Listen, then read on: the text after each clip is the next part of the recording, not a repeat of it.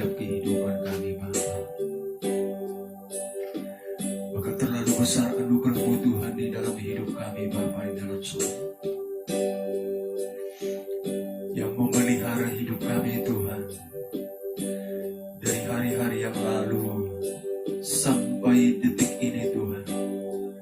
Kami ada semua karena anugerah-Mu Tuhan.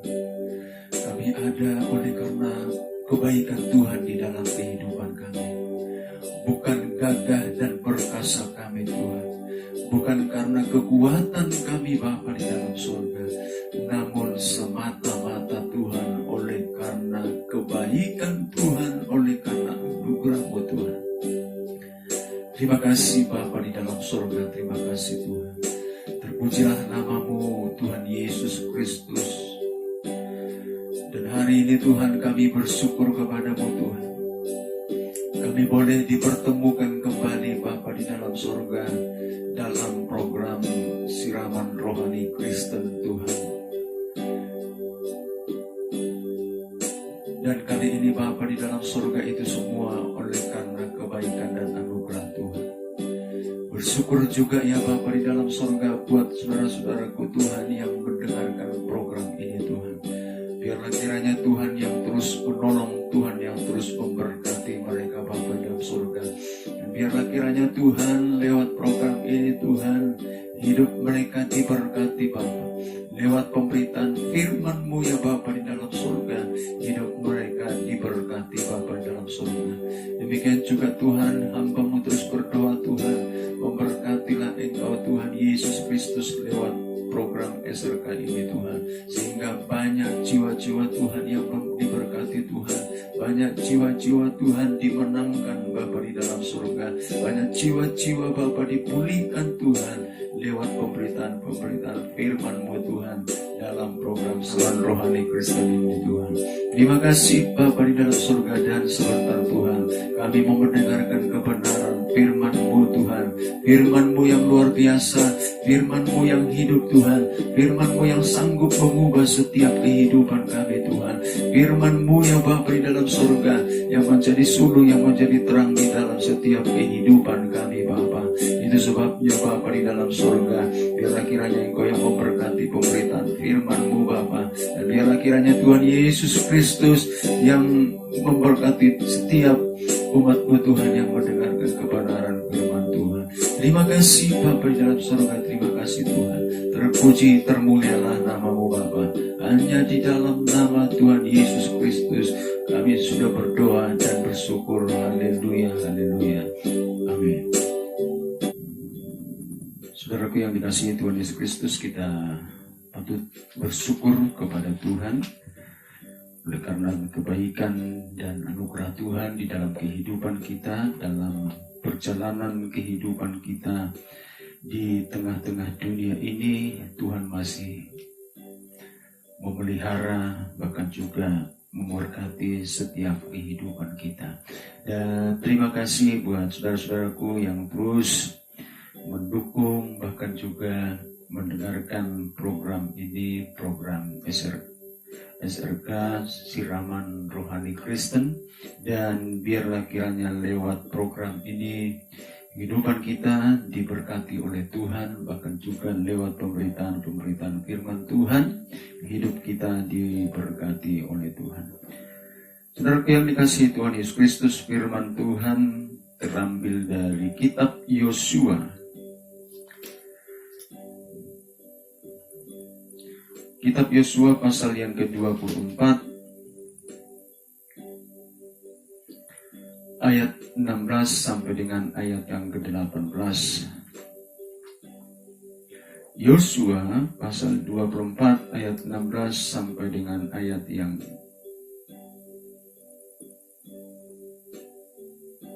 18. 16 sampai 18. Demikian firman Tuhan. Lalu bangsa itu menjawab, jauhlah daripada kami meninggalkan Tuhan untuk beribadah kepada Allah lain.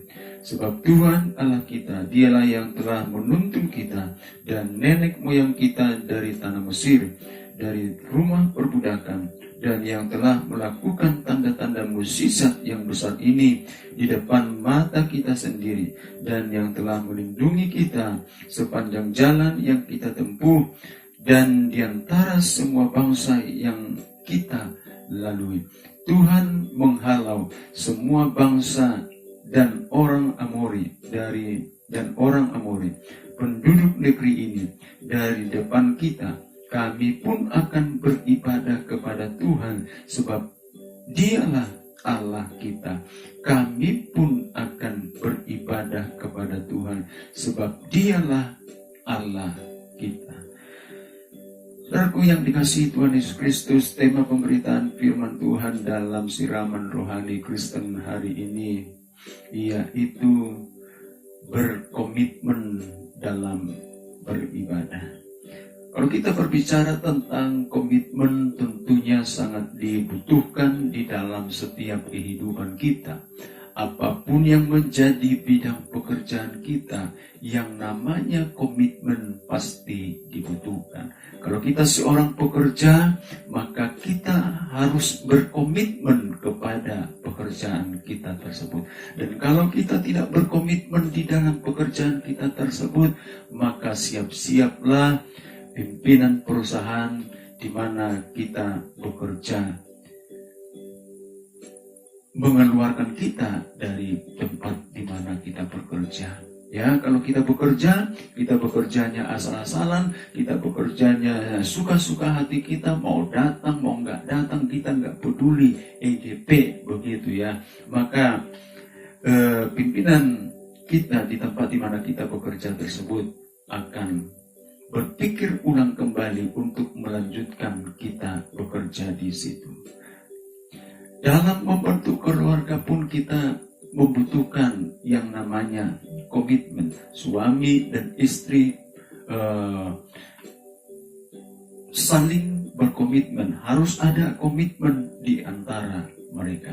Nah, sebagai seorang pelajar juga dia harus punya komitmen. Dan dia tidak boleh asal-asalan, dia nggak boleh sesuka hatinya ya dalam mengikuti proses pembelajaran. Dan tentunya saudaraku yang dikasihi Tuhan Yesus Kristus, bahwa komitmen itu begitu berpengaruh, begitu luar biasa di dalam kehidupan seseorang. Itu sebabnya hanya mereka-mereka yang berkomitmen, hanya mereka-mereka yang punya komitmen akan memperoleh hasil demi hasil di dalam kehidupannya. Nah, dalam pembacaan kebenaran firman Tuhan ini juga berbicara tentang komitmen. Komitmen daripada bangsa Israel untuk beribadah kepada Tuhan. Dikatakan tadi di dalam kebenaran firman Tuhan ini, kami pun akan beribadah kepada Tuhan. Artinya bangsa Israel ingin berkomitmen di hadapan Tuhan, di hadapan Yosua untuk beribadah kepada Tuhan. Saudaraku, di dalam beribadah pun kita harus punya komitmen kepada Tuhan. Kita pun harus punya komitmen untuk senantiasa datang beribadah kepada Dia. Firman Tuhan katakan bahwa lebih baik 1 hari di pelataran Tuhan daripada 1000 hari di tempat lain. Bahkan juga firman Tuhan mengatakan bahwa beribadah itu berguna dalam segala hal. Dalam segala hal kehidupan kita, ibadah itu sangat berguna. Ibadah itu bukan saja membangun relasi kita kepada Tuhan, ya.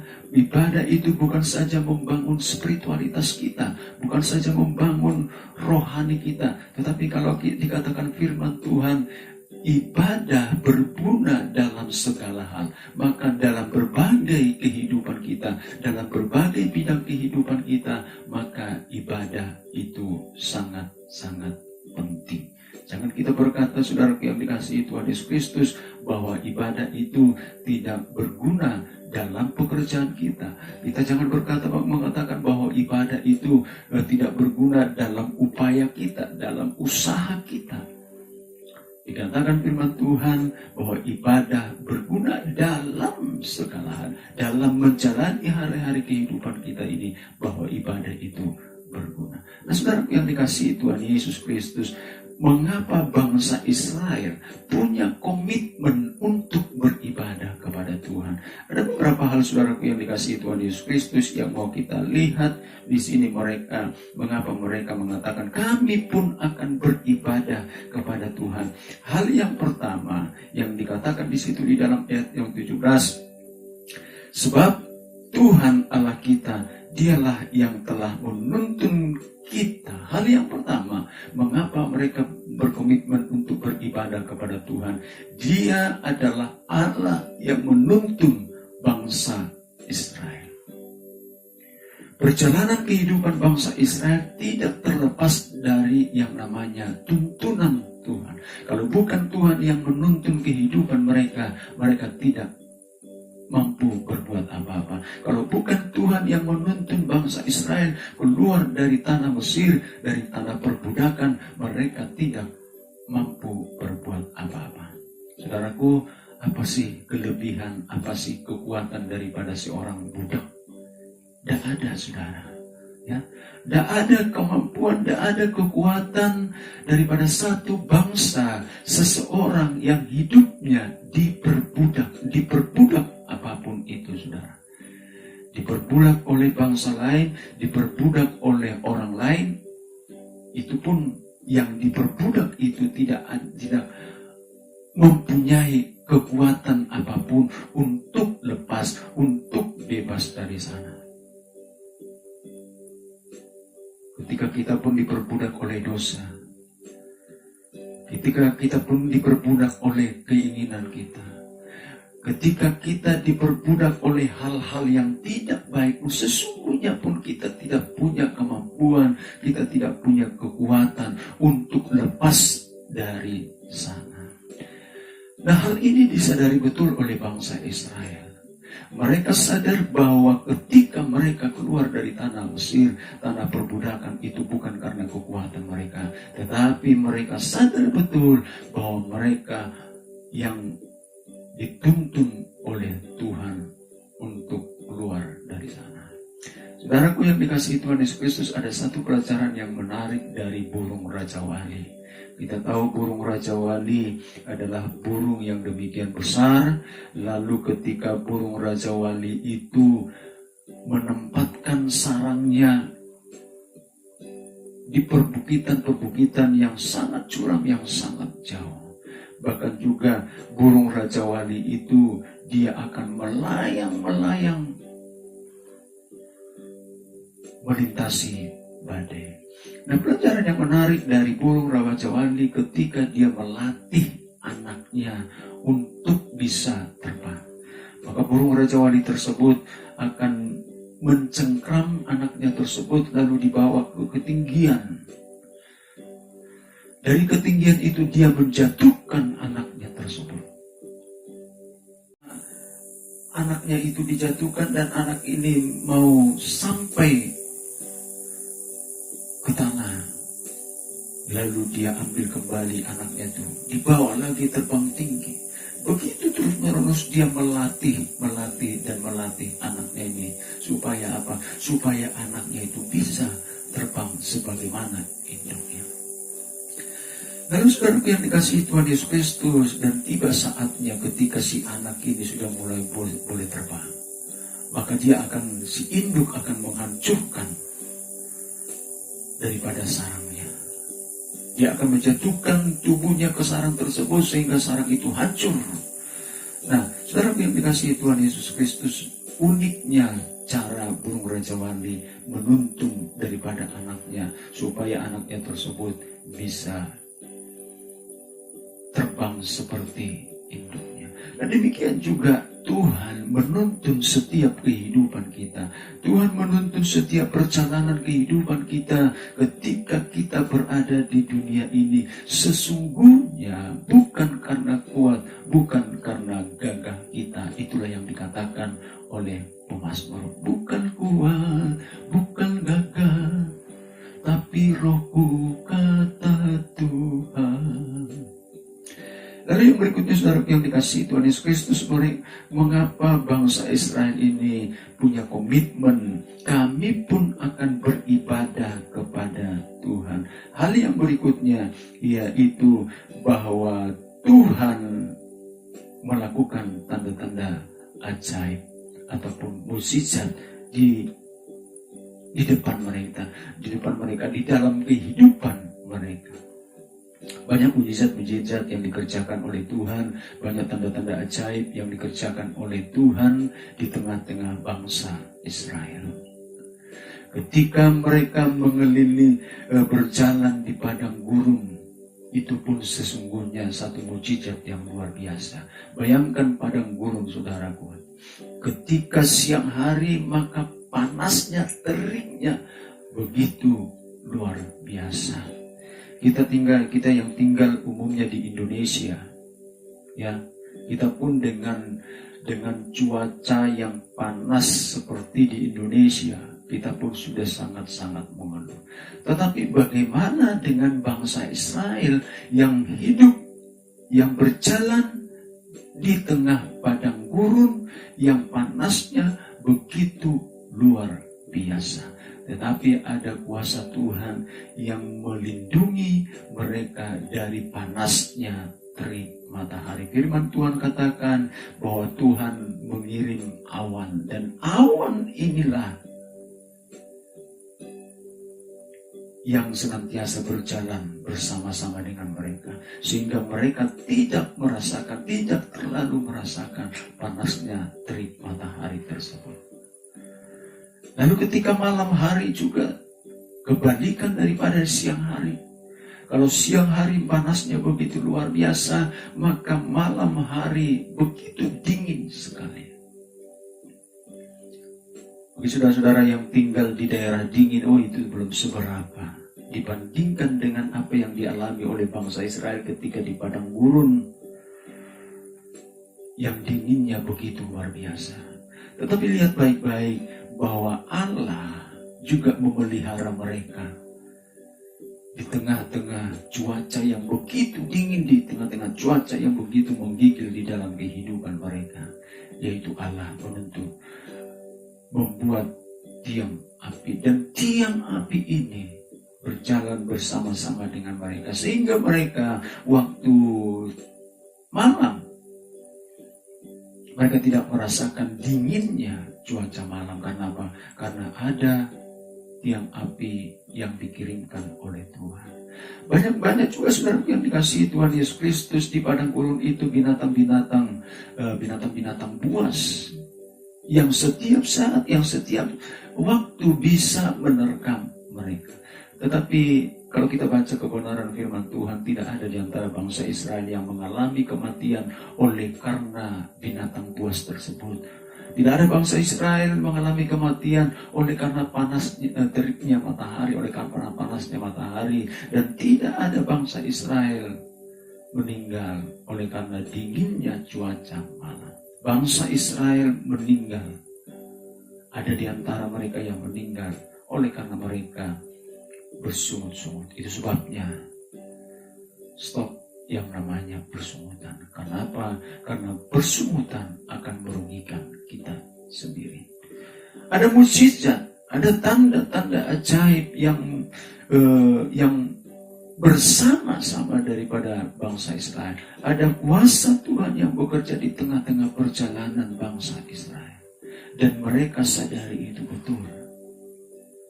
Mereka tahu bisa melalui itu semua bukan karena kemampuan mereka, bukan karena gagah dan perkasa mereka, tetapi semata-mata oleh karena Tuhan yang bekerja, yang berperkara. Dibandingkan dengan bangsa Mesir dan kekuatan daripada bangsa Israel, belum apa-apa. Yang namanya juga bangsa yang diperbudak. Tentunya kekuatan secara militer juga yang dimiliki oleh Mesir tidak sebanding dengan kekuatan yang dimiliki oleh bangsa Israel. Itu sebabnya begitu mereka keluar, mereka kan mengeluh. Dan Lalu yang berikutnya saudaraku yang dikasihi Tuhan Yesus Kristus, kami pun akan beribadah kepada Tuhan. Artinya mereka mulai membangun sebuah komitmen untuk beribadah kepada Tuhan. Ayat yang ke-18, Tuhan menghalau semua bangsa dan orang Amori, penduduk negeri ini, dari depan kita. Tuhan yang menghalau perjalanan kehidupan mereka. Waktu mereka keluar dari tanah Mesir, waktu mereka sudah lolos dari tanah Mesir, maka perjalanan kehidupan mereka tidak mulus. Artinya masih ada tantangan yang diperhadapkan kepada mereka. Bukan saja tantangan di padang gurun, berbicara tentang tadi binatang-binatang buas, bahkan juga teriknya matahari dan dinginnya di waktu malam. Tetapi juga bangsa-bangsa yang mereka lalui. Ini juga menjadi tantangan tersendiri di dalam kehidupan mereka. Tetapi firman Tuhan katakan, bangsa-bangsa lain, bangsa Amori dan bangsa yang lain sebagainya, mereka boleh lalui. Karena apa? Karena Tuhan yang menghalau daripada bangsa tersebut. Artinya Tuhanlah yang berperang, Tuhanlah yang turut campur tangan, sehingga bangsa-bangsa lain tadi mereka bisa kalahkan. Saudaraku yang dikasihi Tuhan Yesus Kristus, sekali lagi bahwa di dalam kehidupan kita ini perlu kita berkomitmen.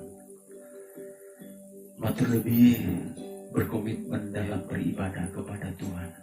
Kenapa? Karena sesungguhnya hidup yang kita hidupi ini semata-mata oleh karena anugerah Tuhan. Firman Tuhan katakan, bahkan ada satu pujian yang mengatakan, hidupku bukannya aku lagi. Hidupku bukannya aku lagi, tapi Yesus dalamku.